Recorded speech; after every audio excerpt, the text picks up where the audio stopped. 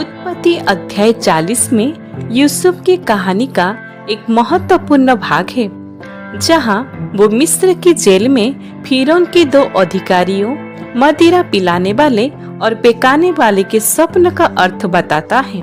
ये अध्याय दिखाता है कि कैसे परमेश्वर यूसुफ के माध्यम से कार्य करता है और भविष्य के लिए उसे तैयार करते हैं। चलिए प्रियो, वीडियो को शुरू करते हैं। लेकिन वीडियो को शुरू करने से पहले आप हमारे चैनल को सब्सक्राइब करें और बेल आइकन को दबाना ना भूलिए। यूसुफ द्वारा सपना की व्याख्या। इन बातों के पश्चात ऐसा हुआ कि मिस्र के राजा के पिलाने हारे और पकाने हारे ने अपने स्वामी के विरुद्ध कुछ अपराध किया। तब फिरौन ने अपने उन दोनों हाकिमों अर्थात पिलाने हारों के प्रधान और पकाने हारे के प्रधान पर क्रोधित होकर उन्हें कैद करा के अंगरक्षकों के प्रधान के घर के उसी बंदी गृह में जहां यूसुफ बंदी था डलवा दिया।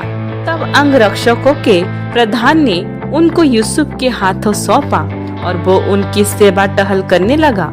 अतः वे कुछ दिन तक बंदी गृह में रहे। मिस्र के राजा का पिलाने हारे और पकाने हारे जो बंदी गृह में बंद थे, उन दोनों ने एक ही रात में अपने अपने होनहार के अनुसार स्वप्न देखा। सवेरे जब यूसुफ उनके पास अंदर गया, तब उन पर उसने जो दृष्टि की तो क्या देखता है कि वे उदास हैं। इसीलिए उसने फिरौन के उन हाकिमों से जो उसके साथ उसके स्वामी के घर के बंदी गृह में थे पूछा, आज तुम्हारे मुंह क्यों उदास है? उन्होंने उससे कहा, हम दोनों ने स्वप्न देखा है और उनके फल का बताने वाला कोई भी नहीं। यूसुफ ने उनसे कहा, क्या स्वप्नों का फल कहना परमेश्वर का काम नहीं है? मुझे अपना अपना स्वप्न बताओ। तब पिलाने हारों का प्रधान अपना स्वप्न यूसुफ को ये बताने लगा, मैंने स्वप्नों में देखा कि मेरे सामने एक दाखलता है और उस दाखलता में 3 डालियां हैं और उसमें मानो कलियां लगी हैं और वे फूली और उसके गुंछों में दाख लगाकर पक गई।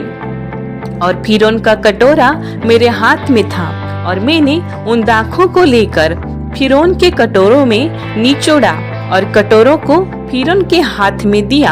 यूसुफ ने उससे कहा, इसका फल ये है, 3 डालियां का अर्थ 3 दिन है।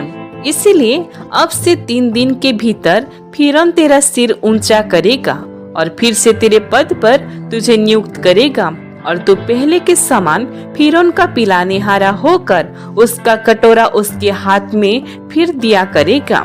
अतः जब तेरा भला हो जाए तब मुझे स्मरण करना और मुझ पर कृपा करके फिरौन से मेरी चर्चा चलाना और इस घर से मुझे छुड़वा देना, क्योंकि सचमुच इब्रानियों के देश से मुझे चुरा कर लाया गया है और यहाँ भी मैंने कोई ऐसा काम नहीं किया जिसके कारण मैं इस कारागार में डाला जाऊं।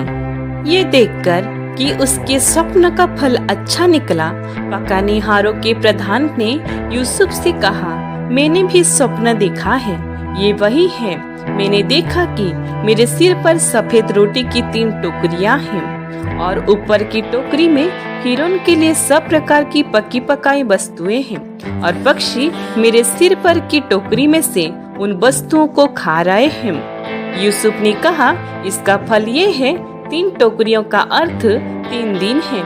अब से 3 दिन के भीतर फिरौन तेरा सिर कटवा कर तुझे एक वृक्ष पर टंगवा देगा और पक्षी तेरे मांस को नीचे नोच नोच कर खाएंगे। और तीसरे दिन फिरौन का जन्मदिन था।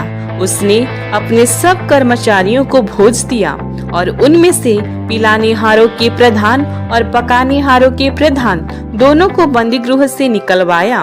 पिलाने हारों के प्रधान को तो पिलाने हारे के पद पर फिर से नियुक्त किया और वो फिरौन के हाथ में कटोरा देने लगा, पर पकाने हारों के प्रधान को उसने टंगवा दिया, जैसा कि यूसुफ ने उनके स्वप्नों का फल उनसे कहा था।